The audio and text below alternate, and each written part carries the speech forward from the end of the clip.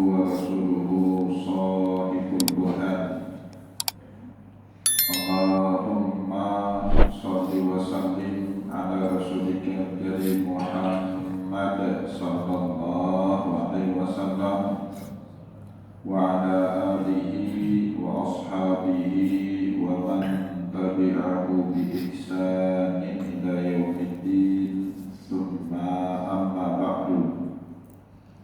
Puji dan syukur senantiasa dan tidak pernah bosan-bosannya kita panjatkan kehadirat Sang Maha Pencipta Allah Subhanahu wa Ta'ala, yang mana dengan limpahan karunia-Nya, rahmat-Nya, hidayah-Nya, serta anugerah-Nya kepada kita semua, kita kembali masih diberi kesempatan, kesehatan dan usia panjang oleh Allah untuk sama-sama dan senantiasa mengabdikan diri kita di jalannya dengan menjalankan segala perintahnya dan menjauhi semua larangannya.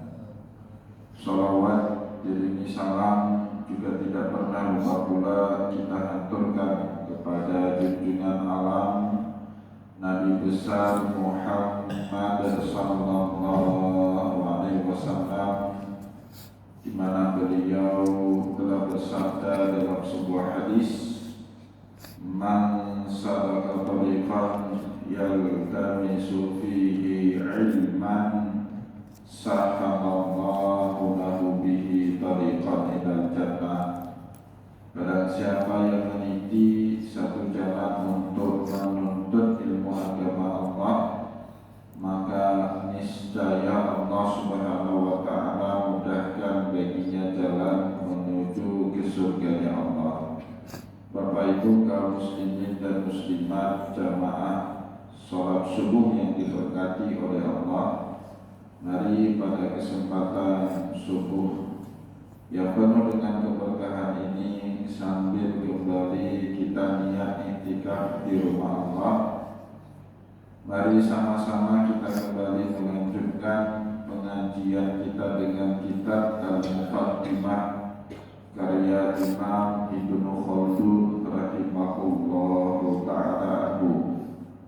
Dan insyaallah pada kesempatan subuh kali ini kita kembali akan melanjutkan bacaan kita dengan sinfu salis, as-sinfu as-salisu, sifat yang ketiga yang hanya dimiliki oleh para nabi dan para rasul, dan dengan pemberian Allah Subhanahu wa Ta'ala kepada para nabi dan rasul itulah, meskipun para nabi dan rasul itu merupakan manusia biasa seperti layaknya manusia yang lain, tetapi Allah Subhanahu wa Ta'ala mafturun ala insilahi minal basyariyati jumlatan jismaniyatiha wa ruhaniyatiha.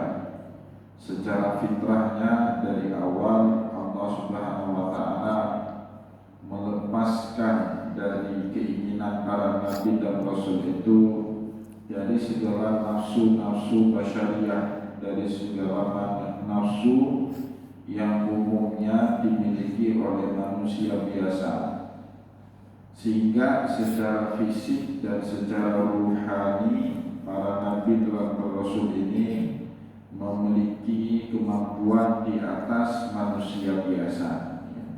Mereka sanggup tidak makan dan minum berhari-hari, di mana itu sukar dilakukan oleh manusia biasa, dan juga mereka sanggup beribadah sepanjang malam, dilanjutkan dengan puasa, dilanjutkan dengan tilawah Al-Quran, yang mana itu tidak dimiliki oleh manusia biasa.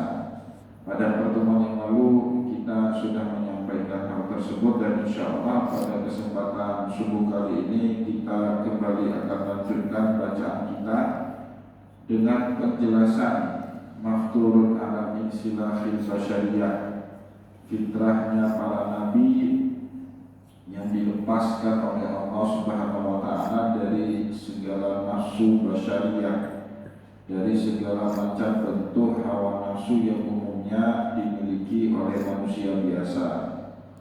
Bapak Ibu yang dimuliakan oleh Allah, selanjutnya Imam Ibnu Khaldun menjelaskan kepada kita, wa haula'il anbiya'u salawatullahi wa salamuhu alaihim, dan mereka para nabi, salam sejahtera dan salawat senantiasa dicurahkan oleh Allah Subhanahu wa taala kepada mereka.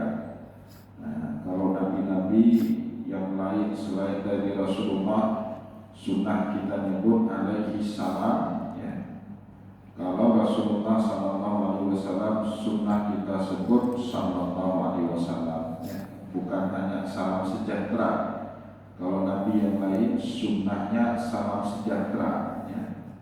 Contohnya Nabiullah Isa alaihissalam disebut oleh Allah di dalam surat Maryam, wassalamu alaihi yawma wulidtu wa yawma amutu wa yawma ub'atsu hayya. Salam sejahtera selalu kepada Isa di hari dia dilahirkan, dia diangkat oleh Allah Subhanahu wa taala dan telah kembali dibangkitkan dalam kehidupan umat manusia. Sehingga Nabiullah Isa alaihissalam kalau disebut namanya kita menyebut alaihi salam, cuma salam saja, ya, salam sejahtera.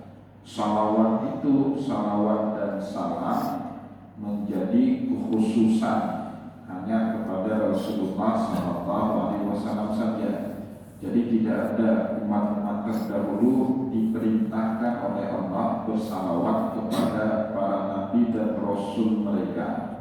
Tidak pernah ada satupun cerita baik dalam Al-Quran, Injil, Taurat, Zabur yang memerintahkan Bani Israel misalnya bersalawat kepada Musa, Bani Israel bersalawat kepada Harun, atau kepada Daud dan Sulaiman. Tidak pernah ada perintah itu dari Allah kepada mereka.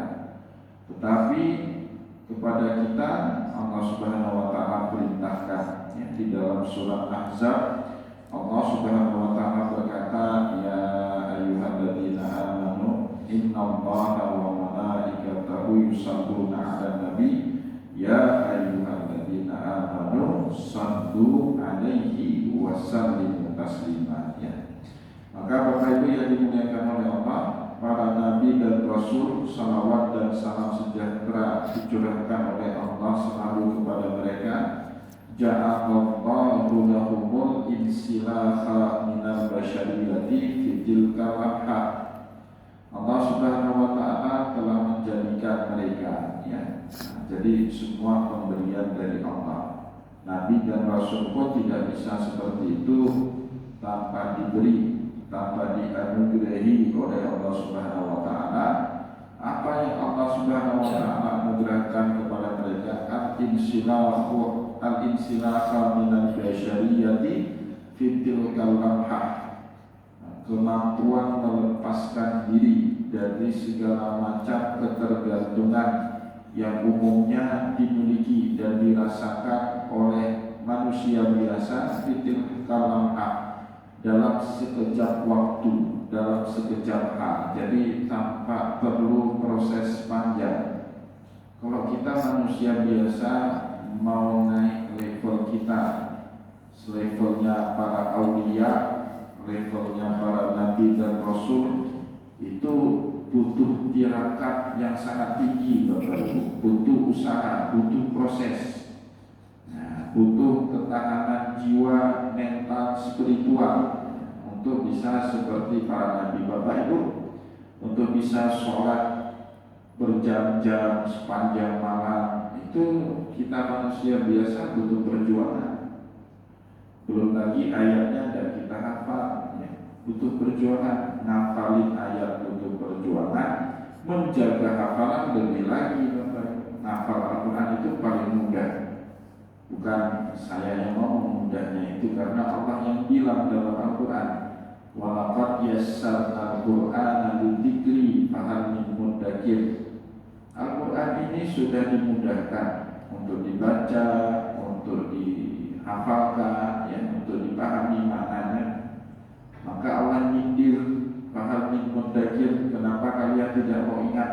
Oke, kita bisa hafal Al-Quran. Tapi menjaga hafalan Al-Quran itu 10 kali lebih susah daripada menghafal Al-Quran itu sendiri, karena tidak dijamin mudahnya sama Allah. Berdarah-darah, harus berjuang. Bapak Ibu boleh tanya sama anak-anak Bapak Ibu yang hafal Al-Quran, gimana itu mereka berdarah-darah dalam menjaga hafalan Al-Qurannya itu, ya susah sekali. Nah, kita manusia biasa butuh perjuangan, butuh usaha untuk bisa mencapai level seperti para nabi. Tapi nabi tidak, mereka dianugerahi sama Allah. Ja'alallahu lahumul iksilaha minal basyariyati fitil tamanha.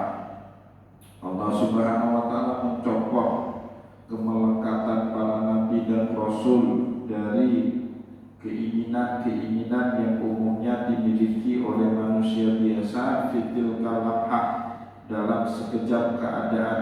Nah, keadaan seperti apa yang paling utama yang dimiliki hampir setiap para nabi?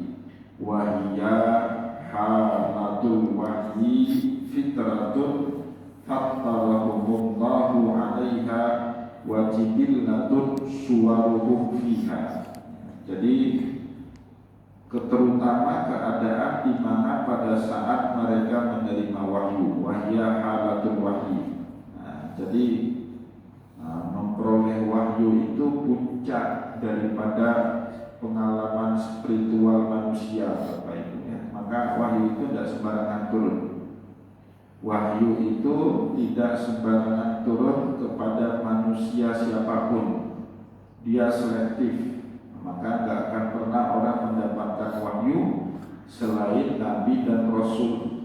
Ada orang taat, ada orang soleh, alim, ahli ibadah, senang beramal soleh, dapat bimbingan dari Allah. Tapi kalau bukan Nabi, bukan wahyu namanya, ilham. Jadi kalau wahyu itu kita taruh persentase 100% kebenarannya, gak akan geser, dan dia berlaku setiap saat sepanjang zaman, yaitu wahyu, Bapak Ibu. Karena Al-Quran itu wahyu Allah kepada Rasulullah, maka kebenaran Al-Quran itu sepanjang zaman, setiap saat, sepanjang waktu.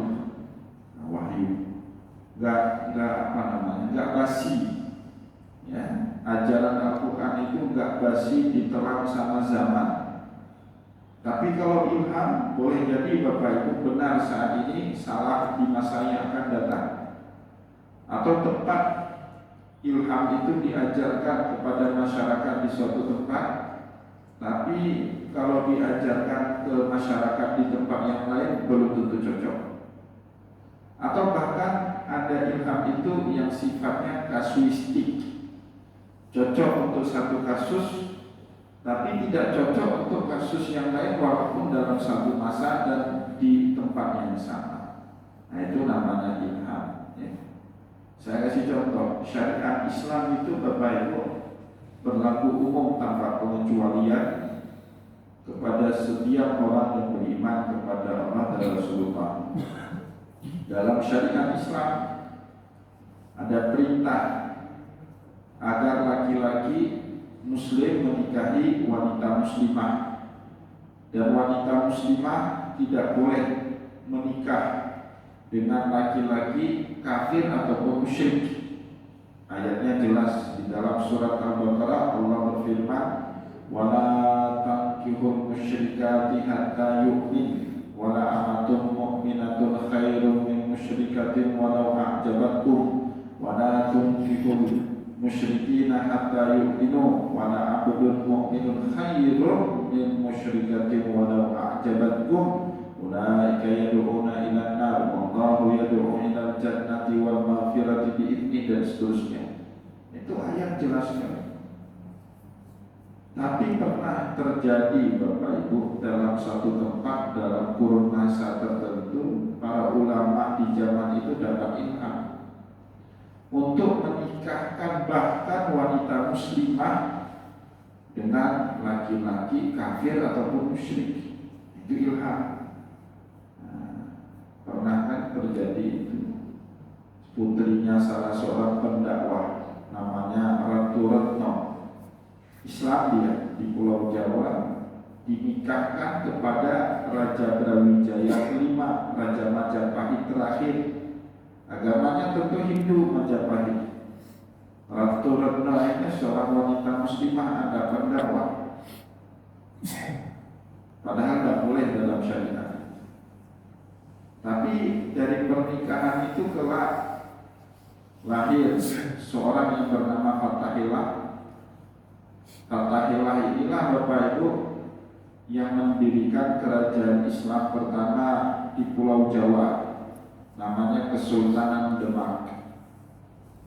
Berdirinya Kesultanan Demak menandai peradaban Islam pertama di Pulau Jawa, dan setelah itu Majapahit jatuh dan Hindu menjadi agama minoritas di Pulau Jawa setelah berabad-abad sebelumnya menjadi agama mayoritas. Nah, itu Bapak Ibu tidak bisa dilihat dengan penglihatan orang awam. Nah, itu dilihat oleh ilhamnya para aulia, ilhamnya para ulama. Tapi kebenaran itu kasuistik sifatnya. Tidak boleh Bapak Ibu sekarang dengan dalil saya dapat ilham juga yang sama, anak saya nikahkan dengan toke dari Cina. Tidak boleh. Itu sifatnya kasuistik. Nah, jadi ilham itu kualitas derajatnya berada di bawah wahyu. Kenapa? Wahyu itu sepanjang zaman, dimanapun, kapanpun dia cocok untuk diterapkan, sedangkan ilham tidak. Nah, maka oleh sebab itu Bapak Ibu, para nabi pada saat menerima wahyu harus berada dalam keadaan kemahasempurnaan kemanusiaan. Jadi kalau dia nggak sempurna Bapak Ibu, nanti wahyunya bengkok-bengkok juga. Ya, kalau Nabi Muhammad ini masih punya kepentingan pribadi, nah, nanti takutnya ayat Al-Quran itu dipelintir untuk mendatangkan keuntungan buat diri dan keluarganya Rasulullah. Tapi Rasulullah ditekan nafsunya untuk tidak punya itu. Dia hanya punya satu kepentingan, memperjuangkan ajaran agama Allah Subhanahu wa taala. Dia tidak mau syuhrah, tidak mau populer. Populer bagi Nabi itu konsekuensi saja. Kalau kita kan enggak, bukan konsekuensi. Kadang-kadang sengaja kita manis-maniskan senyum supaya populer kita lebih daripada ilmu yang kita ajarkan. Itu kita. Beda dengan Rasulullah, terpikir pun tidak untuk menjadi populer, ya, untuk menjadi orang hebat, terpikir pun tidak. Yang satu-satunya menjadi pikiran Nabi Muhammad SAW, bagaimana umat manusia ini ikut ajaran agama Allah Subhanahu wa taala. Itu susah dimiliki oleh manusia biasa. Sedakwah-dakwahnya kita sekarang, sehafal-hafalnya kita Al-Quran sekarang, pasti ada kepentingan pribadi, pasti. Dia berdakwah bilang-bilang kita, padahal juga ada kepingin pribadi. Apa motivasinya uang, apa motivasinya popularitas, pasti ada. Itu manusia biasa, ya, manusiawi. Tapi hal yang demikian tidak terjadi pada diri seorang Rasul. Nah, itulah yang disebut dengan halatul wahyi, keadaan diri di mana mereka benar-benar siap menerima wahyu dari Allah yang maha sempurna. Fitratun fattarahumullahu alaiha. Bahkan bagi seorang nabi, keadaan mereka sanggup menerima wahyu itu fitrah, ya. Fitrah itu bawaan lahir maksudnya, bukan keadaan yang diusahakan kemudian hari. Memang bawaan lahirnya sudah seperti itu para nabi, para rasul. Ya, kalau kita kan enggak, Pak. Seiring berjalannya waktu, kehidupan kita berubah. Ada dulu di masa kecil nakalnya, bandelnya setengah mati. Tapi waktu sudah dewasa jadi ustaz, misalnya kan ada seperti itu. Saya kenal beberapa ustaz di Banda Aceh itu nakal sekali dulu, Pak. Karena juga saya nakal.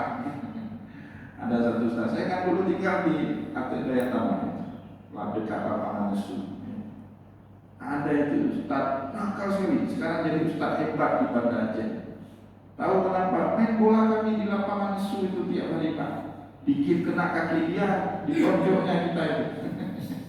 Memang betul itu. Tahu saya.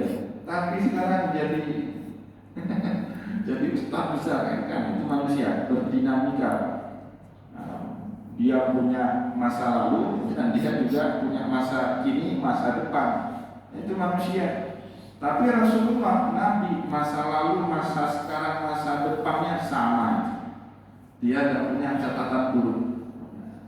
Hikmahnya apa? Supaya para nabi itu kelak di kemudian hari tidak tersandra dengan masa lalunya yang kelam.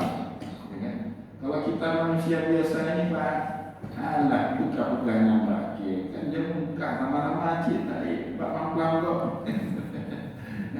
Nabi nggak punya celah untuk digituin sama umat, nggak ada celah. Ya, tapi kita manusia ini punya banyak celahnya untuk dijatuhi sama umatnya. Ya, maka Bapak Ibu yang dimuliakan oleh Allah, halatul wahyu yang dimana para nabi semua memiliki itu fitratun fatarahumullahu alaiha, itu fitrah yang sudah Allah Subhanahu wa taala benamkan dalam diri, dalam jiwa, dalam pikiran, dalam spiritualisme, dalam ruhaniyah para nabi semenjak sononya, semenjak mereka lahir. Wajibillatun suwaruhum fiha, bahkan bentuk fisiknya pun disesuaikan oleh Allah Subhanahu wa taala untuk punya kemampuan menampung wahyu dari Allah Subhanahu wa taala. Jadi fisik Nabi telah disesuaikan oleh Allah. Maka Bapak Ibu kalau kita baca kitab Syama'ilul Muhammadiyah, fisik Nabi itu ada yang aneh-aneh, unik.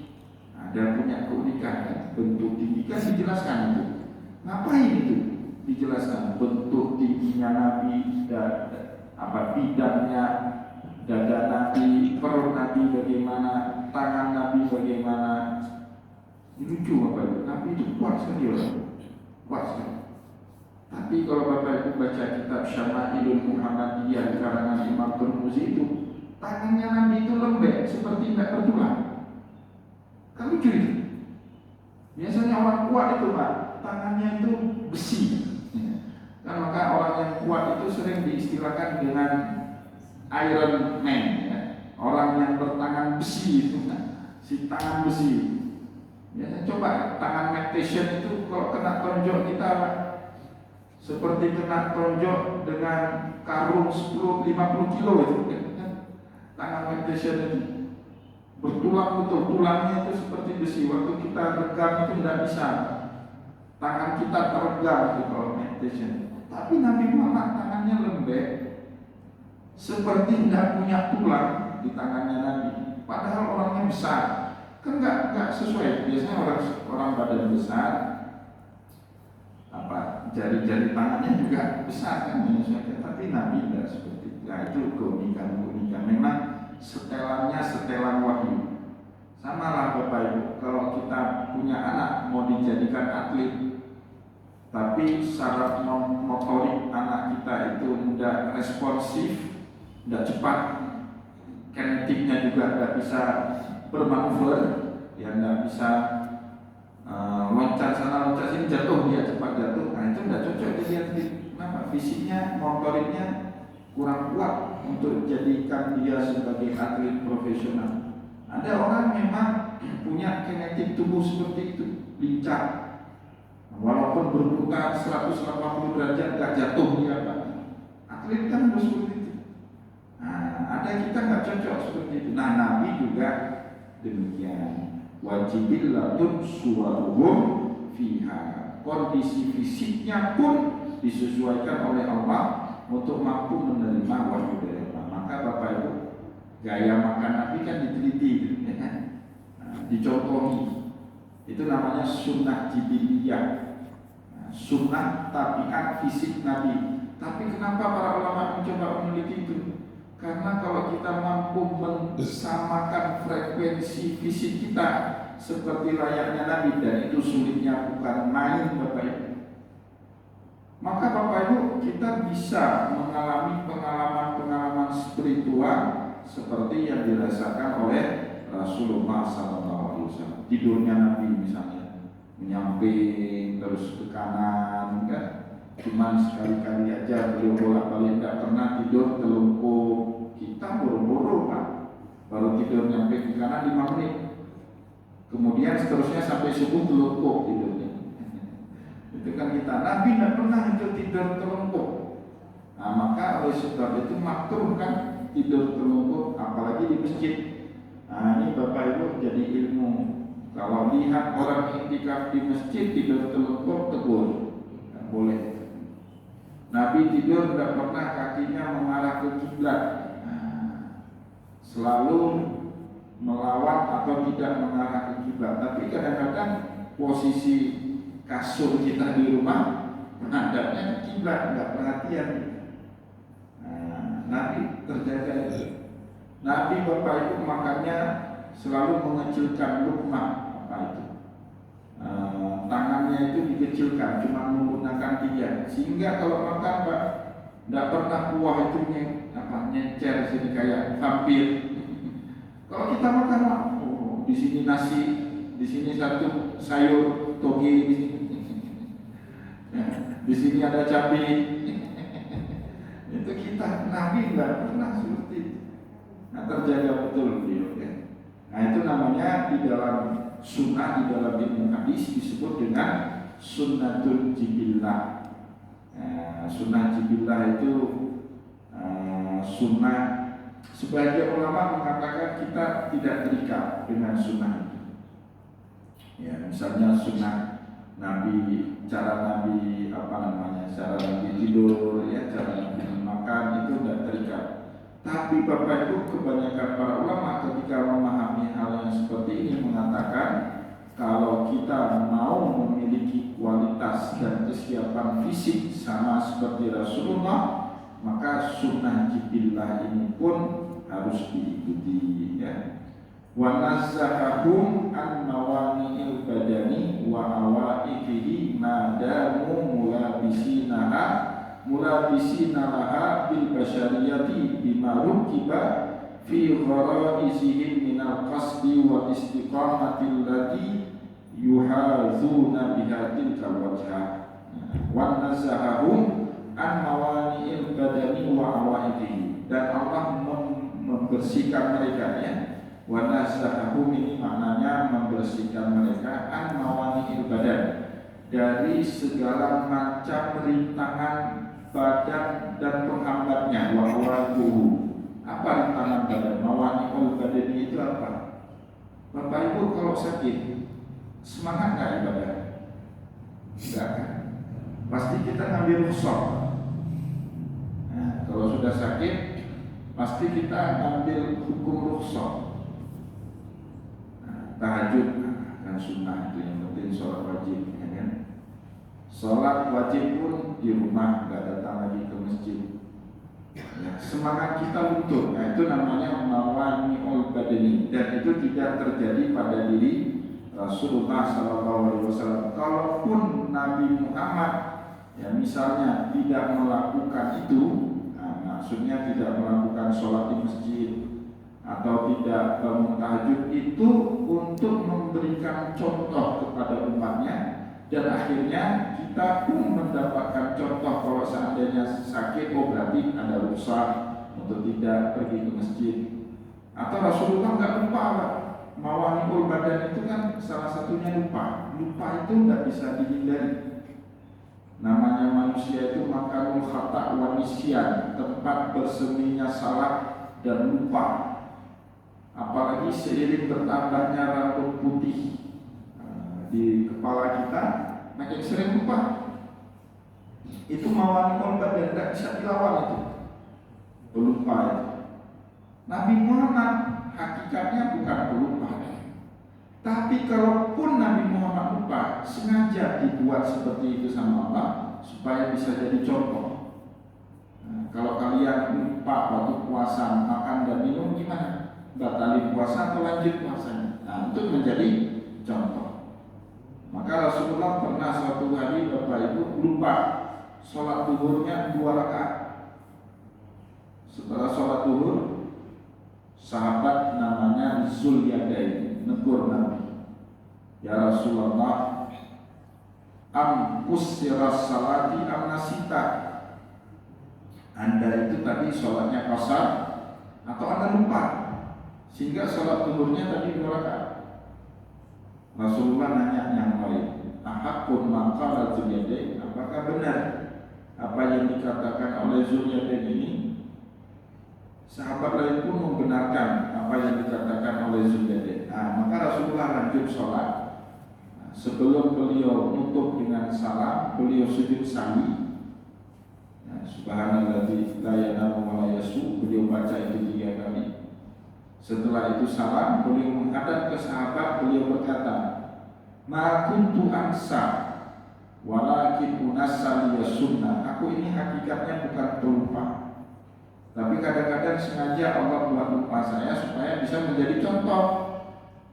Seandainya Nabi Muhammad tidak pernah lupa waktu sholat, ada kira-kira syariat sujud sahwi? Paling Bapak Ibu kalau imamnya lupa rakaatnya 3 atau 4, ditegur sama makmumnya subhanallah juga dia tidak paham, apa yang harus kita lakukan? Ulang sholat. Atau paling ekstrim ganti imam, nanti imam pecat imam. Nggak ada seperti itu. Kecuali umat akhir zaman sekarang, pecat imam, pecat ketua PKN, ngambek sama ini, ngambek sama itu, berantem sama pengurus dia dulu ya. Ngurus masjid kayak ngurus partai politik Pak, umat akhir zaman ini. Aduh ya. Orang dulu ngurus masjid itu pengabdian. Kalau kita sekarang ngurus masjid itu, maka saya ini kan baru meninggal Paus Fransiskus. Kenapa gereja lebih adem? Ternyata gereja Pak kadernya kuat sekali, terutama Katolik.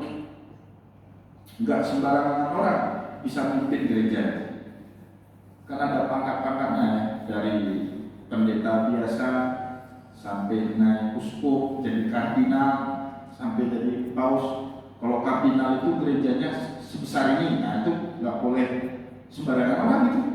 Nggak boleh pecatan pensiunan PNS jadi pengurus gereja besar, itu nggak boleh. Harus terdidik, terkader. Nah, itu kardinal. Maka wajar Pak, kalau gereja itu lebih adem ayem, karena meritokrasinya jalan. Nggak sembarangan orang boleh ngurus rumah ibadah Kristen.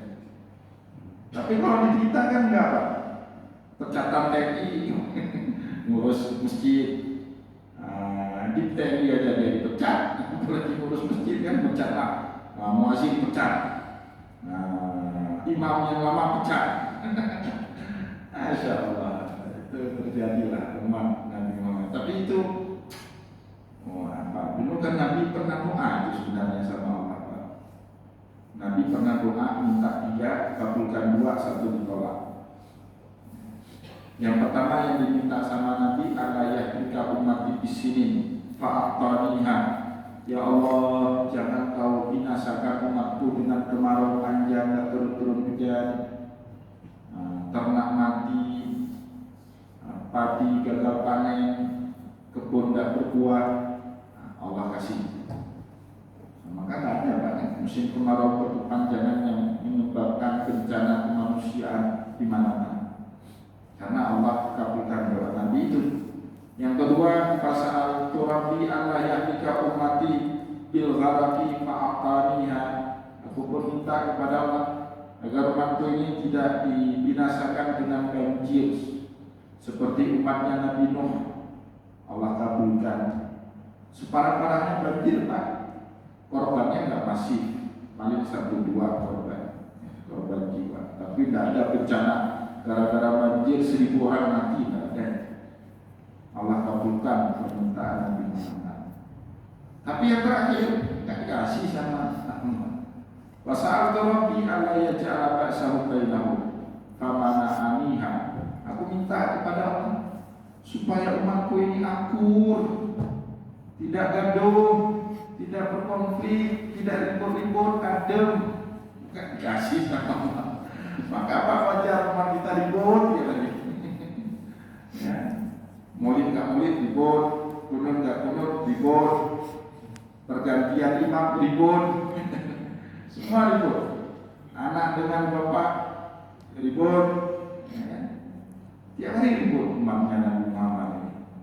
Nah itu yang nggak dikasih sama Allah Subhanahu Wa Taala. Maka mengelola konflik itu penting sekali. Bapak Ibu menghindar tidak apa, sedikit tersakiti diri, yang penting semua akur, tidak apa-apa, bagus itu.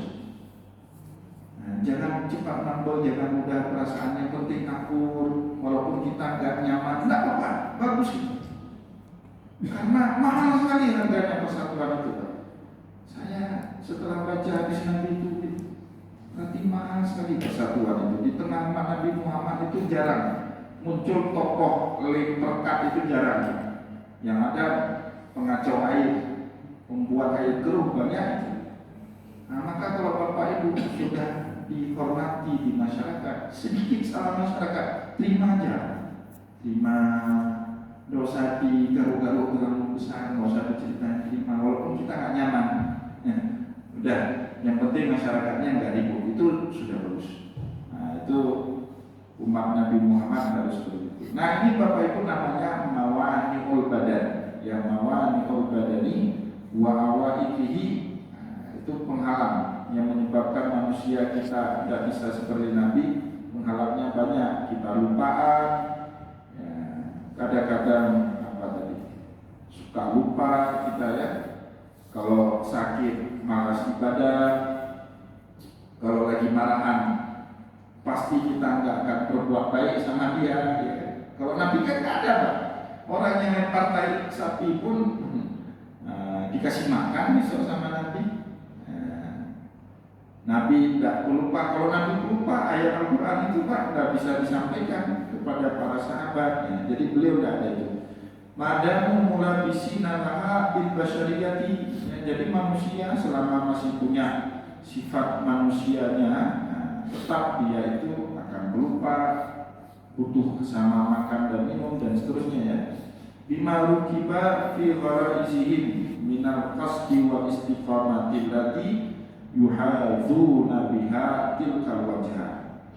Jadi insting kemanusiaan, insting manusianya Nabi Muhammad itu selalu minal qasdi, niatnya lurus, wal istiqamati, dan istiqamah konsisten, enggak pelin-pelan. Hari ini sampai 1 bulan ke depan masih ke timur, tiba-tiba masuk bulan kedua sudah ke barat. No, Nabi Muhammad tegak lurus, enggak belok-belok. Sekali beliau melenceng Bapak Ibu, enggak dibiarkanlah masalah sama Allah, langsung datang teguran. Itu kan pernah kita cerita mungkin di sini ya. Nabi Muhammad itu pernah sama Utbah bin Buwairik, sahabat Nabi Pak. Sahabat Nabi ini ngambil barang orang. Nabi Muhammad ngirim polisi untuk menyelidiki kasus. Nah, untuk menghilangkan barang bukti, akhirnya barang yang diambil itu dimasukkan ke dalam rumah seorang Yahudi. Yahudi itu sedang ada masalah dengan Nabi. Akhirnya kan semua barang bukti saksi tertuju kepada Yahudi itu. Rasulullah mau menghukum Yahudi tadi, tapi Allah tidak membiarkan Rasulullah itu salah dalam kesalahan. Turun ayat Al-Quran, Inna anzalna ilaikal kitaba bil haqqi litahkuma bainan nasi bima arakallah wa la takun lil khainina khasima. Tidak boleh Nabi Muhammad main-main dalam menegakkan hukum, dalam menegakkan keadilan, dalam menegakkan kebenaran. Tidak boleh. Sedikit beliau melenceng, langsung datang alarm, langsung diperingatkan oleh Allah Subhanahu Wa Taala. Nah, maka Bapak Ibu syukur kalau kita di dunia nggak dapat wahyu, tapi kita banyak orang kasih nasihat, itu berterima kasih sekali kita Bapak Ibu ya. Harus berterima kasih, banyak kasih orang yang kasih nasihat kepada kita. Nah, jadi Nabi Muhammad instingnya itu selalu kepada niat yang lurus, dan istiqomah dalam niat yang lurus itu yuhadzuna biha tilkal wajhah, itulah yang membimbing Nabi selalu ke arah yang benar, ya, untuk menegakkan kebenaran. Kalau kata Allah, walau liyuzhirahu ala dini kullih walau karihal kafirun. Rasulullah komitmennya untuk menyebarkan kebenaran Allah di atas semua kebenaran-kebenaran agama yang lain, walau karihal kafir, walaupun itu sangat dibenci oleh orang-orang kafir, walau karihal musyrikun, dibenci oleh orang-orang musyrik, walau karihal munafikun, dibenci oleh orang-orang munafik, walau karihal fasikun, dibenci sama orang-orang fasik, walau karihal zalimun, dibenci oleh orang-orang zalim. Tetap istiqamah, ya, walaupun rintangan banyak, ya, keistiqomahan tetap. Bapak Ibu yang dimuliakan oleh Allah, semoga apa yang telah kita sampaikan, ya, pada kesempatan subuh ini bermanfaat kepada kita semua. Insya Allah akan kita sambung kembali bacaan kita ini pada pertemuan yang akan datang. Banyak pelajaran yang bisa kita petik, ya, pada kesempatan subuh ini, terutama bagaimana kita mengkondisikan diri selalu dalam frekuensi yang sama dengan Rasulullah, dan itu cara kita untuk bisa mendekat dengan Allah Subhanahu wa Ta'ala. Sholat makin mirip sholat Bapak Ibu dengan sholat Nabi, makin makbul diterima sholat kita sama Allah. Maka perintahnya shollu kama ra'aitumuni usolli. Baca Quran kita, caranya memakhorijulkan hurufnya, melafalkan hurufnya mirip dengan Nabi, makin dekat kita dengan Allah Subhanahu wa Ta'ala. Zikir kita, caranya, jumlahnya sama dengan apa yang dizikirkan oleh Rasulullah, makin dekat kita dengan Allah Subhanahu wa Ta'ala. Itu pelajaran penting yang bisa kita petik pada kesempatan subuh ini. Semoga apa yang telah kita sampaikan pada kesempatan subuh ini bermanfaat kepada kita semua. Saya mohon maaf